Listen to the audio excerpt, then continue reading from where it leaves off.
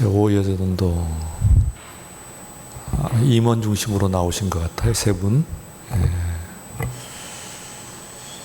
우리 한국 교회의 지금 현실의 한 단면을 여러분들이 보신 거라고 볼 수 있습니다. 우리 교회의 모습뿐만 아니라 70, 80, 1970년대, 1980년대 전성기를 넘어서 가지고 90년대부터 조짐이 좀 나기 시작했고, 그때는 피부로 느끼지 못했고요. 2000년부터 본격적인 교회에 공격이 들어오기 시작했습니다. 교회의 자의식이 무너지기 시작했고, 2010년대, 20년대, 10년대 말 들어가면서 20년대로 들어오면서 이제 20개월째 우리가 코로나 상황에서 완전히 이제 허물어진 어떤 모습들 같은 것들을 보여주고 있는 가운데 있습니다. 지금 세대적으로 이제 이 이 연령대가요, 이때부터 무너지는 겁니다. 사실 그 아래부터 내려가면서 점점 더 하는데, 다행히 그래도 우리 권사님이 세 분 나오셨습니다만 당당하게 자리를 잘 지키시는 분들이라서 희망을 걸어보는 겁니다. 그래서 또 기독교 2000년 역사에서 교회는 여러 가지, 또 성경시대도 마찬가지죠. 여러 번 어려운 지경에 처했을 때 하나님께서 그것을 그대로 두지 아니하시고 새롭게 회복과 수축의 역사를 주신 것을 우리는 성경 속에도 읽고, 그리고 지나간 역사 가운데서도 우리들이 확인할 수가 있습니다. 오늘 이 시간에 우리들이 읽는 이 역대기도 마찬가지인데요. 역대기의 저자를 학자들은 일단 단정은 할 수 없습니다만 거의 에스라라고 하는 인물로 보고 있습니다. 에스라는 아시죠? 에스라는 이스라엘의 국부라고 합니다. 제2차 건국의 국부이죠. 전에도 한번 말씀을 드린 바가 있습니다만, 이스라엘의 전체 건국은 3차에 이루어집니다. 그래서 1차는 주전 2000년에 이 모세, 그리고 그의 형 아론, 또 그의 누이 미리암, 이 3남매가 주축이 되어서 이루어지고, 그 뒤로 이어지는 것이 여호수아, 그리고 지난번에 했던 갈렙, 이런 사람들이 그 뒤를 잇고 있기 때문에 이런 사람들을 이제 제1차 건국의 국부라고 이야기를 하고 있죠. 그 중에서 한 사람을 꼽으라 그러면은 그것은 바로 모세입니다. 이념과 실행이라고 하는 의미에서 이념을 제시한 사람이죠. 그것을 이어갖고 실행한 사람을 여호수아라고 볼 수가 있어요, 실제로는. 그러나 모세는 일단 건국의 이념, 신앙적인 이념이겠습니다만 이상을, 비전을 제시를 했다고 볼 수가 있습니다. 규범까지. 그 이후에 이 이스라엘이 사사시대를 거쳐서 왕조시대, 그리고 또한 분열 왕조시대까지 거치고 마침내 이제 586년 주전 586년에 남유다 예루살렘 성전이 무너지면서 완전히 이 세상에서는 이스라엘, 그리고 예루살렘은 자취를 감추게 됩니다. 길지는 않았습니다만, 그러나 70년간 바벨론 포로로 끌려갔다가, 포로로 끌려갈 때는 바벨론에 끌려갔습니다만, 그러나 정작 그들을 멸망시킨 바벨론은 삽시에 또 스스로 또 멸망이 되었는데, 그들을 멸망시킨 나라가 바로 페르시아라고 하는, 성경에 나온 바사라고 하는 나라입니다. 근데 이 나라에서 고레스라고 하는 왕이 있었어요. 기루스라는데, 이 기루스 왕이, 고레스 왕이 귀환령을 내립니다. 그때 이 귀환령은 유대에만 내린 것이 아니고 그 전에 바벨론으로 포로로 끌려갔던 모든 나라들이 다시 그 나라로 돌아가서 자신들의 문화, 그 땅에 새롭게 정착을 하고, 그 리헤비테이션이라고 그러죠. 다시 정착을 하고, 그리고 그들의 문화를 세우고, 뿐만 아니라 그들이 섬겼던 신까지도 다시 섬길 수 있도록 하는 칙령을 내리게 되는데, 이 칙령을 받고 시도도 있었습니다만, 그러나 실제적으로 유일하게 그 칙령 하에서 자신의 땅으로 다시 돌아가서 실제 그 나라를 세운 단 한 나라가 있습니다. 다른 나라들은 그렇게 못 세웠습니다. 단 한 나라가 바로 유다이기 때문에, 이 고레스 왕은 유다만을 그 대상으로 하고 칙령을 내리지 않았습니다만, 유다의 입장에서, 아니 신앙의 입장에서, 하나님의 관점에서 보게 될 때는 바로 그 고레스 왕 페르시아를 움직여가지고 하나님께서는 바로 이스라엘을 다시 회복시키시는 역사를 이루시기 위해서 그를 도구로 쓰셨다. 그렇게 이스라엘은 이해를 합니다. 바로 이때에 이제 이념을 제시했던 모세가 이념을 제시하고, 이어서 여호수아와 갈렙이 여호수아를 중심으로 해가지고 실천을 했다고 한다면은 2차 건국이라고 할 때 주전 6세기입니다. 2차 건국을 주전 7세기, 6세기 2차 건국의 주역은 바로 이 에스라입니다.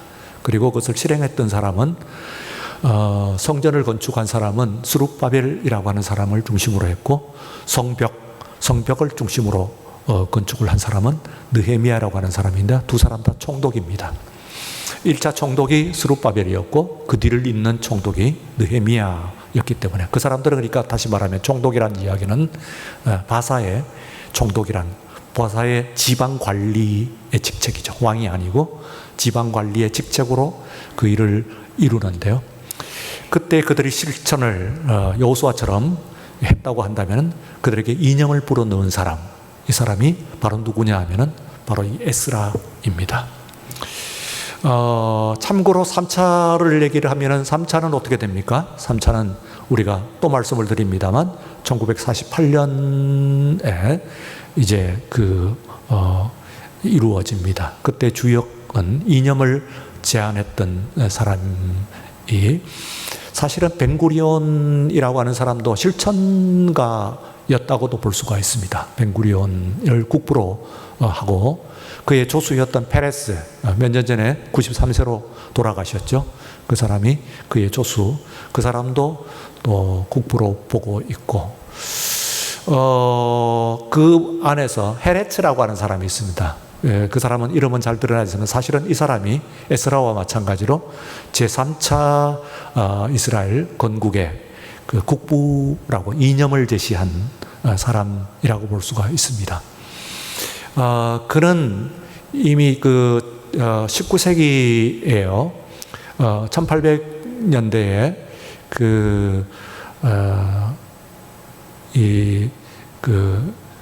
헝가리에서 태어났습니다. 헝가리에서 태어나고 실제로 활동은 오스트리아에서 이제 활동을 했는데, 작가이고 또한 동시에 기자이죠. 그래서 그가 그때에 이제 빈에 있는 신문 잡지, 일간지는 아니고 특별히 이제 정기 간행물이긴 합니다. 아마 개간지 정도가 되지 않는 그런 이라고 하는데, 주간 정도 된다고 봐야죠. 주간 정도가 되는 그런 노이에 프라이하이트 짜이퉁 하는, 우리말로 얘기하면 신자유신문이라고 하는 그런 신문이에요. 자유주의를 표방하는 그런 신문의 기자의 자격으로 이 사람이 빈의 기자로서 프랑스에 잠시 체류를 하게 됩니다. 이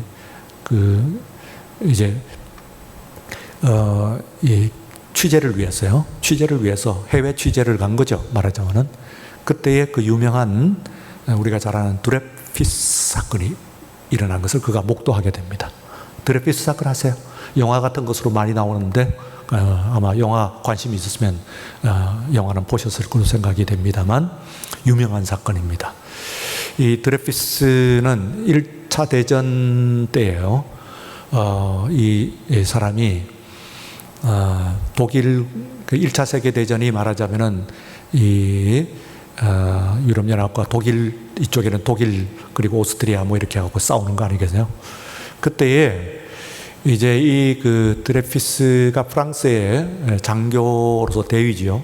이 사람이 이제 그 표적이 돼가지고 간첩 혐의를 받고 나중에는 거의 밝혀졌는데도 불구하고 그 조사하는 그 신문하는 사람들도 거의 밝혀졌는데도 불구하고 무슨 일이 굉장히 시대적으로 안 될 때 희생양이 필요해요.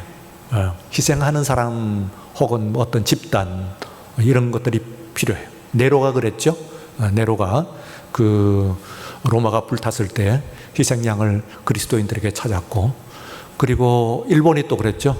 관동 대지진이 났을 때 조선인들을 희생양으로 삼았던 것 같이 어떤 집단, 그때 그리스도인 집단이라든지 교회라든지 혹은 이런 것들을 이제 잡는데, 이 드레피스가 이제 바로 말하자면 유대인이죠. 그래서 그를 희생양으로 삼아가지고 이미 거의 누명이 벗겨졌는데도 불구하고 막 몰아세워가지고 그를 기어코 이제 죽입니다. 뭐 요즘 신문에나 너 죽을래? 하는 그런 비슷한 거예요. 몰아가면서 이제 잡는 거예요. 그 사건을 보면서 이 헤르츠라고 하는 사람이 유대인들이 지금 그때까지는 이제 1700년이겠죠. 1700년 동안 나라가 없이 세계 각곳에 이게 흩어져 가지고 또 도는데, 나라 없는 서름 이렇게 잔인하구나 하는 것을 깨닫고, 그리고 그가 세운 표방한 그 이념이 소위 시오니즘이라고 합니다. 시오니즘, 이스라엘의 재건국의 이념이 되는 겁니다. 그래서 제2차 건국에 있어서의 바로 이제 그 이념이 에스라에서 나왔던 것처럼 그 3차 건국의 이념은 헤르츠라고 하는 사람에서 나옵니다. 그 사람의 그 시오니즘을 물려받았고 실천하는 사람이 바로 벤구리온 같은 사람, 페레스 같은 사람, 혹은 그 이스라엘의 전쟁의 그 영웅, 6.1 전쟁이죠. 1967년 6.1 전쟁의 영웅인 모세 다얀 같은 사람, 이런 사람들이 말하자면은 그 건국의 아버지들이 됩니다. 보시면은 1948년에 만들어진 이래에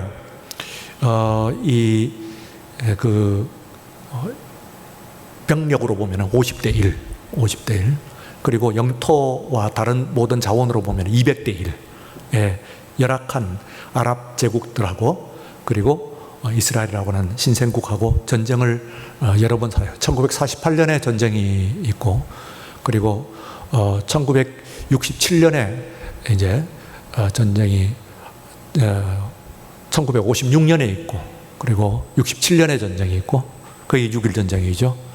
그리고 1973년에 있고, 뭐 80년대에 있고, 뭐 이런 전쟁이 있습니다. 나머지는 이제 전투. 이 전쟁이 전면적으로 크게 나는 것을 전쟁이라고 하고요. war.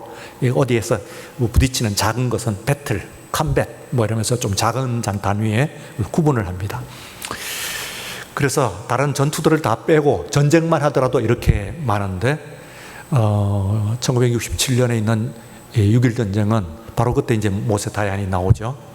그때의 전쟁이 굉장히 중요합니다. 왜 그러냐면은 1948년에 전쟁이 일어났을 때에 이스라엘은 조그마한 형태였는데, 이때 전쟁을 이겨가지고 시리아로부터, 이제 패전국들이 시리아로부터 골란고원, 성경에 나온 바산 지역입니다. 바산에 암소하는 그 아주 그 목축 지역으로서 굉장히 비옥한 뿐만 아니라 그게 왜 중요하면 그걸 뺏기면은 이 갈릴리를 지켜낼 수가 없어요.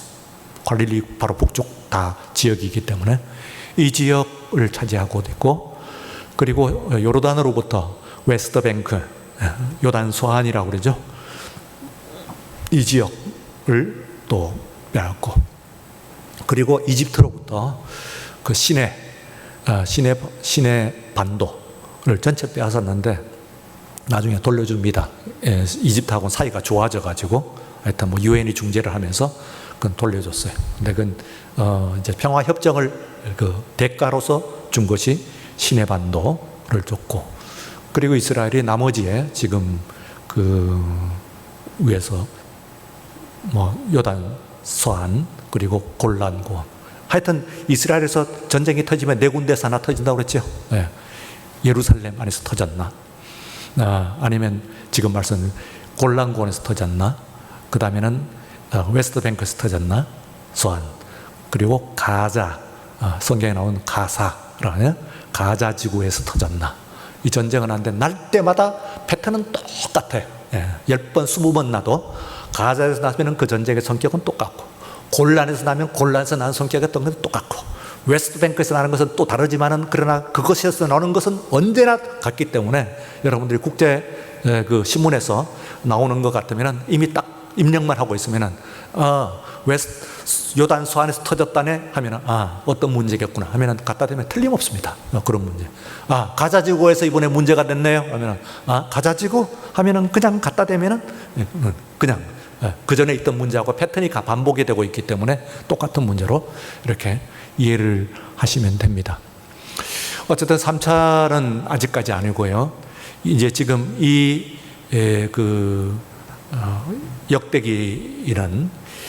역대기를 이해하는데 제가 다 읽지는 않을 거예요. 지금 우리 권사님이 지금 읽으실 때도 생소한 이름들 막 나오니까 이게 뭔가 그런데 이게 무려 1장부터 9장까지 갑니다. 1장부터 9장까지. 그리고 역대기에 있어서 제가 다 읽지는 않고 랜덤으로 이렇게 필요한 만큼 이렇게 중간중간 이렇게 띄우면서 읽을 텐데 왜 그러냐면은 앞에서 이미 우리가 열왕기를 읽었기 때문에 그래요. 열왕기뿐만 아니라 사무엘까지도 읽었어요. 그래가지고 역대기 1장부터 9장까지는 명단들이 쭉 나와요. 계속 이름이 나오는데 무려 500명이 훨씬 넘습니다. 550명에 달하는 명단들이 나옵니다. 역대기 1장부터 9장까지는요. 그러니까 계속 이것을 읽어야 돼요. 생소한 이름들을 계속 9장을 읽어 들어가야 돼요. 10장에서 비로소 사울이 나오는데요. 사울의 죽음. 사울이 나온다는 이야기는 그게 어디에 나온다면 사무엘 하로 들어가는 겁니다. 그러니까 역대기 10장이 비로소 사무엘 하 시작하고 똑같아요. 그러면 역대기 하로 들어가면은 이게 열왕기 상과 같아요. 그러면은 역대기 하에서는 열왕기 상하를 전부 그게 역대기 하에서 다 이제 묶어놓고 있는 거예요. 어쨌든 간에 무슨 이야기가 되느냐 하면은 이 역대기는 성경 가운데, 구약 성경 가운데서 앞에 있었던 그 시대하고 책은 뒤에 나옵니다만 이렇게 중첩되어 있습니다. 어디까지요? 사무엘 10장부터 시작을 해도 사무엘 하부터 사무엘 하, 열왕기 상, 열왕기 하까지 이렇게 그대로 중첩되어 있어요. 끝날 때는 비슷해요. 그런데 1장부터 10장까지 하게 되면 이건 또 창세기까지 그대로 됩니다. 왜냐하면 아담부터 시작했거든요. 아담부터 해가지고 쭉 나왔으니까 무슨 얘기입니까? 1장부터 10장까지의 이 명단으로 의하면은 역대기 1장부터 9장까지는 창세기부터 사무엘상까지 그대로 나왔으니까 이걸 그 방대한 내용을 어떻게 다 넣겠어요? 그러니까 이름만 넣는 거예요. 이름만 넣어가지고 하는 거예요. 자, 그렇다고 한다면은 이 역대기 상은 참 귀중한 의미를 가지고 있는 것입니다. 그 중에서도 가장 중요한, 더구나 우리들은 신약을 가지고 있으니까 신약에서 명단 지난번에 얘기했죠. 마태복음 1장, 신약의 첫 장, 여기에 그 명단, 말하면 족보가 나오는데 마태가 그 족보를 쓸 때 틀림없이 머리 염두에 꽉 들어치는 90% 이상 머리에 딱 잡고 있는 그게 뭐냐면 역대기 1장부터 9장까지예요. 그거와 이어가지고 있는 그걸 정리를 다시 한번 하고 그 뒤를 이어가고 있기 때문에요. 이 사실 자체가 마태복음 1장 신약 성경 첫 장, 이 장이 말하자면 다시 나라를 세우면서 개국을 하면서 제2의 개국을 하면서 건국을 하면서 그 나라의 이념을 제시하는 이 건국 철학자가 신학자가 이걸 제시를 하면서 마라톤이 이야기했던 것과 똑같은 다시 새로운 시대, 때가 이르러서 새로운 시대를 이야기한다고 그러니까 마태복음은 전에 말씀을 드렸죠. 복음서 중에서는 이 신약 성경 중에서는 가장 먼저 쓰여진 것이 아니에요. 갈라디아서 뭐 이런 것들이 제일 먼저 쓰여져요. 복음서 지어지기도 전에라고도 봅니다. 그러나 복음서만을 본다고 한다면 마가복음이 가장 먼저 쓰여졌어요. 네. 그러면은 마가복음이 쓰여지고 난 다음에 그걸 보고 한참 뒤에, 뭐 물론 그 얼마 차이 아니긴 합니다만, 그러나 그 연도를 전하면 한참 뒤에 마태복음이 쓰여졌거든요. 그런데 불구하고 왜 마태복음이 신약 성경의 첫 권이냐면은 마태복음 1장 때문입니다. 단적으로 얘기하면. 그러니까 그것이 얼마나 중요한지 알겠죠. 마태복음 1장이야말로 마태를 성경의 첫 권으로 만드는 그 1장 때문에, 첫 권으로 배치하게 하는 굉장히 중요한 그 의미가 있기 때문에 바로 이 마태복음 1장은 그렇게 중요해요. 그 명단이, 예, 족보가. 예. 그런데 그것의 머리를, 이 마태가 그걸 쓰고 있을 때 머리에 염두에 두고 있는 90%의 그 모델, 예? 안에 있는 그 모델이 뭐냐면은 바로 역대기 1장부터 9장까지. 그 중에서도 뭐냐 하면은 결국은 마태복음 1장으로 다시 넘어갔고 보고 다시 오늘 본문으로 와야 됩니다. 왜 그러냐 하면은 마태복음에서 이스라엘의 12지파를 전부 다 이야기를 하자면 그것도 또 몇 장 걸리겠지요. 10장이나 20장 들어갔지. 그런데 한 장으로 끝납니다. 그게. 그런데 한 장도 다는 아니죠. 한 3분의 2점 들어가는데 거기서 왜 그렇게 하게 되냐면은 유다 지파만 이야기를 하고 있기 때문에 그래요. 아브라함부터 다윗까지는 쭉 얘기를 하는데 다윗부터 해갖고 유다 지파만 나와요. 다윗 후손만 이야기를 하지 이새의 다른 아들들, 야곱의 다른 아들들 이야기를 하고 있지 않아요. 유다 지파만 이야기해. 아브라함의 집으로서는 쭉 내려오겠죠. 그러나 그 중에서도 유다 지파만 이야기합니다. 아브라함부터 다윗까지도 14대지. 다윗부터 포로로 끌려갈 때까지요 14대 바빌론. 그 이후에도 예수까지 14대 유다 지파만 이야기합니다. 다른 지파는 이야기를 할 수가 없어요. 왜 그러냐 하면은 바빌론은 포로로 가면서 다른 지파들이 사라졌고요.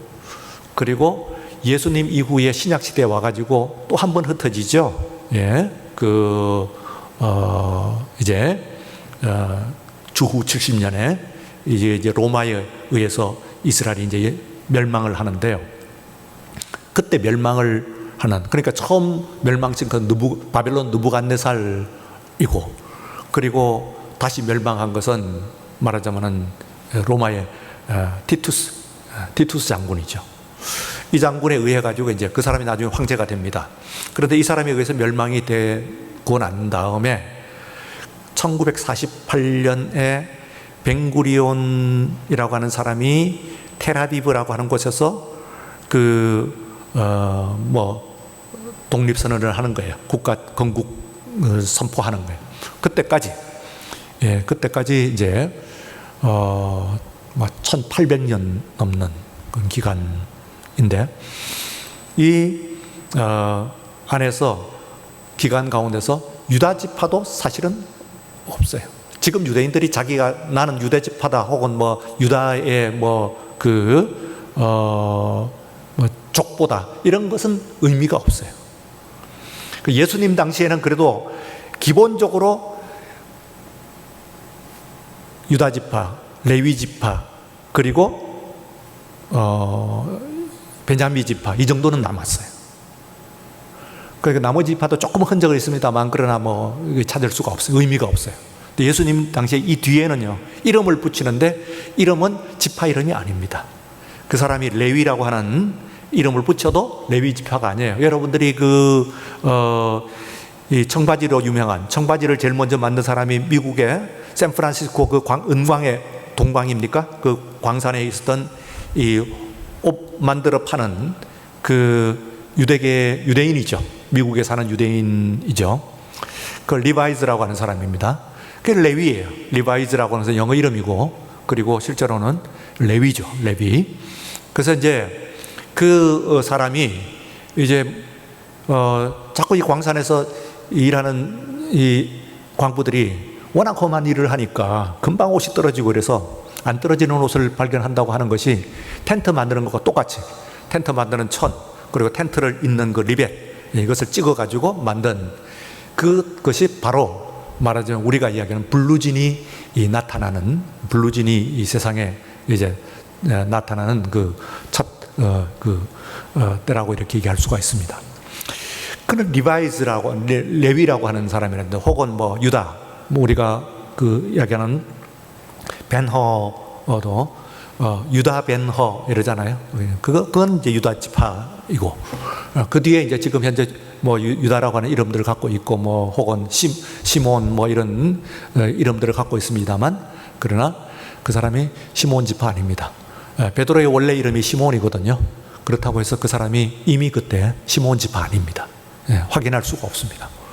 말하면 지파들이 많이 이제 흐트러졌죠. 그때에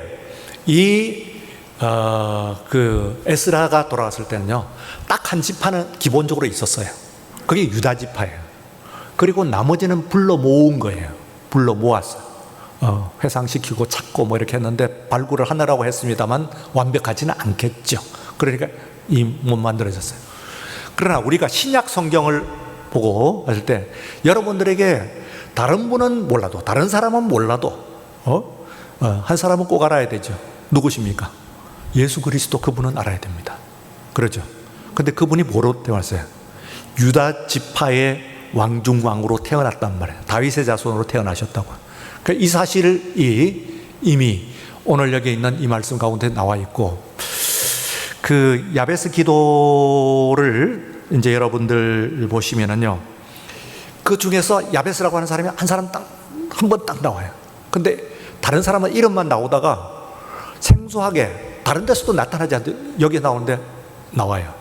그래서요, 그 브루스 윌킨스라는 사람이 야베스의 기도라고 하는 책을 내가지고 한 10여 년 전에 굉장히 히트를 쳤죠. 베스트 오브 베스트셀러가 됐는데요.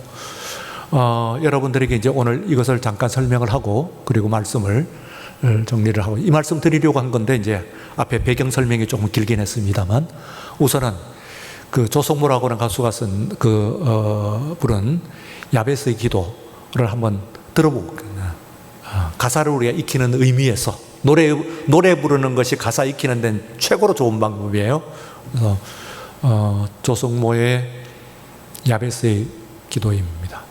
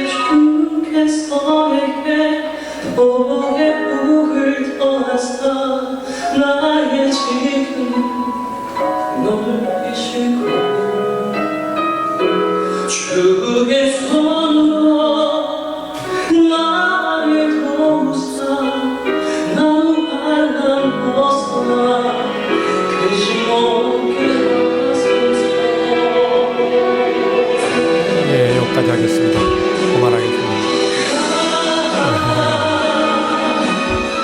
네, 생각한 만큼 여러분 전달력이 좀 없는 것 같은데, 저는 이제 제대로 전달될 줄 알았더니 막상 보니까 2019년에 조성모라는 가수가 극동방송에서 했던 그 신앙 고백 겸 이제 찬양인데요.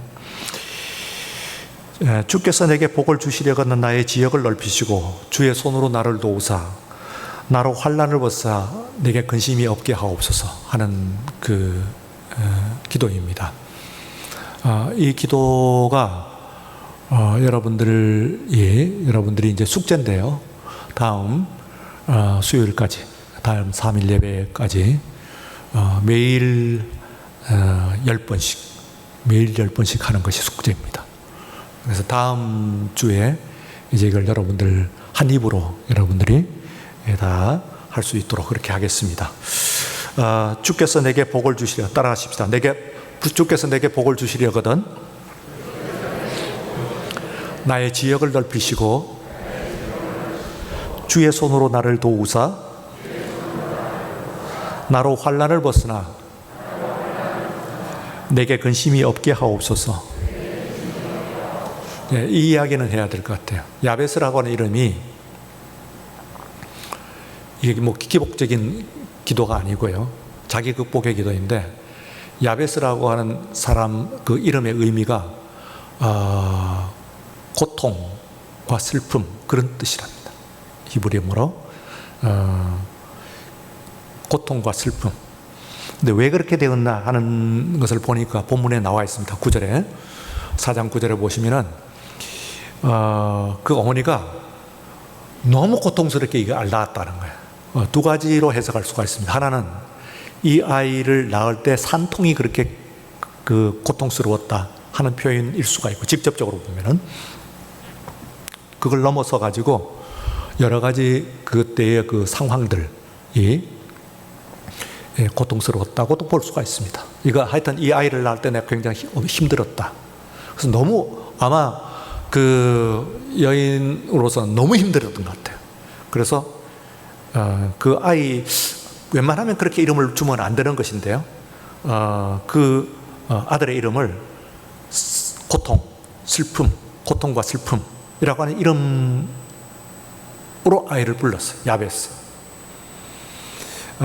그런데 이게 이제 그의 베이스입니다. 여기 지금 있는데요. 상대가 있는데 어머니, 그리고 형제들, 브라더즈, 형제들,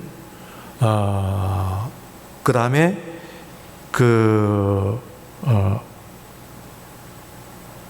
자기 자신 있어요. 그래서 어머니는 환경이고, 그리고 비교가 돼서는 대상이 되는 사람이 바로 형제들이죠. 그래서 이 사람이 뭐라고 하냐면은, 어머니가 그렇게 고통 중에서 나를 낳으셔가지고 있지만, 그리고 자기의 이름이 이렇게 슬픔과 고통 아닙니까? 그런 이름을 가지고 있어요. 이게 베이스예요. 근데 거기서 이제 일어서는 것이지. 자기의 환경, 자기의 근본, 이걸 자기의 이름, 자기의 운명, 이것을 벗어나가지고 긍정적인 생각을 가지고, 그리고 주님께서 나에게 복을 주시고 나의 지역을 넓게 하셨습니다. 예? 주님께서 bless me and enlarge my territory. 그러니까 나를 축복하시고, 그리고 나의 지역을, 내 지경을 넓게 하셨습니다. 하고, 그리고 주께서 나의 손을 도우사, 주의 손으로 나를 도우사 내게 나로 환난 근심에서 벗어나고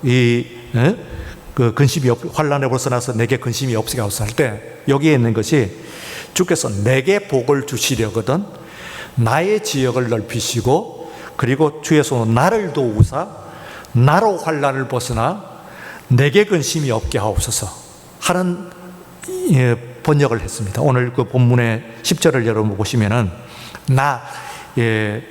내게, 소유격으로 나의 지역, 주의 손, 목적격으로 나를 도우사, 또 그 도구로서 나로 하여금 환난을 벗어나 역격 내게 근심이 없게 하소서. 그러니까 말하자면은 이 안에서 빼도 되잖아요. 뭐 주께서 내게 복을 주시려거든 지역을 넓히시고 손으로 나를 도우사 할 텐데, 주께서 내게 복을 주시고 나의 지역을 넓히시고 주의 손은 나를 도우사 나로 환난을 벗사 내게 근심이 없게 하옵소서 하는 이야기는 매우 실제적입니다. 무슨 이야기냐면은 바로 이제 여러분들이, 저도 마찬가지고요, 우리들이 세상을 살아가는데 참 힘듭니다. 안 힘든 사람이 있으세요? 참 힘들죠. 우리 살아가는 것이 그렇게 녹록지 않습니다. 뭐 이 세상에 직장 생활하는 것도 그렇고, 뭐 신앙 생활하는 것도 그렇고, 뭐 사람 사귀는 것도 그렇고, 심지어는 가정 생활까지도 정말 힘듭니다. 그렇죠? 예. 그런데요, 그게 여러분들의 베이스입니다. 그러면은 그거 말고 다른 거잖아요. 여기 나로 하여금 지금 현재 있는 내 슬픔과 내 고통, 여기서부터 하나님께 내게 복을 주십시오. 그리고 나의 지역을 넓게 해주십시오. 사실은 그 앞에서 히브리어 원문에서 보면은요, 그 앞에 있는 두 문장은 감탄문으로 되어 있어요. 그래서 영어 성경 그렇게 써요. God bless me and enlarge my territory 하고 감탄문으로 되어 있어요. 하나님께서 나에게 축복을 주시고 나의 지역을 넓게 해주셨습니까? 하고 감탄을 하고, 그렇다면은 하나님께서 주의 손으로 나를 도우사 내게 환난을 벗어나서 근심이 없게 해주십시오. 내게 근심이 없게 해주십시오 하는 구체적인 기도예요. 그래서요, 바로 여러분들이 가지고 있는 그 문제를 가지고 이 일주일 동안 기도를 하실 때 저도 할 테니까 10번씩, 하루에 10번씩 이것을 암송해가지고 자기 자신의 구체적인 문제를 놓고, 그리고 기도를 하시고, 일주일 후에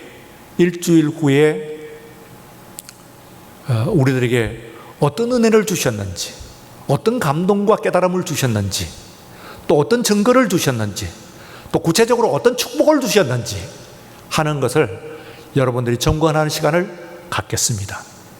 이 예배 때요. 왜 그런가 하면요, 우리의 것이 너무 이론적이고 관념적이고 얼른 하고 넘어가요. 그래서 어떤 사람은 주기도문을 경건하지 않은 것 같아. 보세요, 주기도문을 우리가 주일 예배 드리는데 주기도문 그거 경건하지 않은 것. 정말 진정한 기도는 내가 놓고 내가 1시간에 2시간이고 이것저것 하면서 이야기를 진짜 간절하게 물어볼 걸 해야 될 것 같은데, 주기도문 하는 것은 이게 뭐야? 뻔하게 다 아는 것 하고 시작이 하면 하늘에 계신 하면 그냥 그다음부터는 쭈루룩 아무 생각 없이 쭉 갑니다. 그렇습니까? 우리들이 하는 모든 기도 가운데서 주기도문보다도 더 귀한 기도가 어디 있겠어요? 더 은혜로운 기도가 어디 있겠어요? 그렇다고 한다면 더 응답이 확실한 기도가 또 어디 있겠어요? 그렇죠? 그런데요, 개신교의 신앙에서요, 이 신앙이 우리가 주관화되고 너무 이론화됐다는, 관념화됐다는 이야기는 자꾸 새로운 것을 하는 거예요. 말씀도 주일마다 목사님이 새로운 말씀으로 들려주십시오. 그거 어디서 들어봤던 말씀 같은데요? 이렇습니다. 그 심지어는 표절 시비까지 합니다. 설교를 표절하십니까? 어디서 갖고 온 설교 아닙니까? 그 심지어는 거기 나가갖고 그 근거도 찾습니다. 어느 책 어느 몇 줄 있는 이거하고 똑같은 거 아닙니까? 어느 누구가 한 설교 이거 그대로 들어와 있습니다. 물론요, 설교자가 신실하게 자기의 설교를 책임감 있게 설교를 준비하지 않는 그런 태도는 비난받아 마땅합니다만, 그걸 찾는 것은 더 한심합니다. 사실은요. 여러분 그렇잖아요. 그러니까 여러분들이 왜 그러냐 하면요, 그것을 찾는 그 자체가 뭐냐면 자꾸 새 것을 내놓으라는 거예요. 못 들어본 거 이런 것들 자꾸 내놓는데, 그렇게 이야기하면 이제 심화가 안 되는 거예요. 영어로만 intensify라고 그러는데요, 심화가 안 돼요. 들었던 옛적에 들려주신 그 말씀 또 들려주시오 하고 그 말씀이 또 사모를 해야 돼요. 그리고 한번 또 또 들렸고 하면은 그때에 새로 주시는 은혜가 있어요. 그래서 여러분들이 주기도문을 할 때요, 그 주기도문을 할 때마다 마치 새 것이 다시 들어가면서 그 은혜를 받아와요. 그럼 굉장히 은혜로워요. 하늘에 계신다고? 하나님이 하늘에 계시다고? 우리 아버지라고? 이름이 거룩하시다고? 그 이름이 거룩하시다고? 정말로 내 삶으로서 그분의 이름을 거룩하게 하는가? 이렇게 주께서 여러분을 축복하십니다. 여러분의 지역을 넓히십니다. 주의 손이 여러분들과 함께 하십니다. 그리고 여러분들을 환난을 벗어나게 하십니다. 그리고 여러분들의 근심을 없게 하십니다. 이 5가지의 내용으로 되어 있거든요. 이 본문을 제가 이 10절을요 여러분들이 오늘부터 매일 다음 주까지만 이라도 그 뒤는 뭐 여러분들이 이제 연습이 되면 은혜 주시는 대로 하시는 것이고 매일 10번씩 반복을 하면 그러면 하나님께서 어떤 깨달음과 은혜와 축복을 나한테 주셨습니다 하는 것을 뭐 스스로에게 간증하셔도 좋고 혹은 서로 나누셔도 좋습니다. 1시간 동안에 여러분들에게 주시는 은혜가 되시기를 축원합니다. 거룩하신 하나님 아버지 감사합니다. 오늘 밤 시간에 야베스의 기도, 유다지파의 야베스라고 하는 사람에 머물러서 그의 축복을 우리가 들여다보았습니다. 그는 예수님의 그 속한 지파의 그 조상으로서 그가 걸어간 걸음이라고 하는 것이 결국은 우리 주 예수 그리스도께를 이 세상에 나게 하신 것을 우리가 생각하십니다. 오늘 이 시간 우리의 환경이 아무리 어렵고 남보기에 미미한 그런 존재라고 할지라도 우리 하나님의 눈은 나에게 있고 나를 축복하시고 내 지역을 넓게 하시며 주의 손이 나와 함께 하시고 나를 환난 근심에서 벗어나서 내가 근심으로서 벗어나는 축복을 주실 줄로 믿습니다. 구체적으로 오늘 기도하는 모든 심령들에게 함께하여 주셔서 하나님 함께 하시는 역사와 은혜를 우리에게 축복을 보여주시고 또한 실현하여 주시옵소서. 예수님 이름으로 기도드리옵나이다. 아멘. 지금은 우리 주 예수 그리스도의 은혜와 하나님 아버지의 사랑하심과 성령의 감동하시고 충만하심 이 밤에 주의 말씀 믿으며 이거 우리들이 작은 실천을 하여서 이 가운데 주시는 은혜와 하나님의 축복을 우리들이 체험하고 축복 가운데 있기를 원하는 모든 심령과 가정과 기도의 제목들 위에 이제로부터 영원까지 함께 하시옵기를 간절히 축원하옵나이다. 아멘.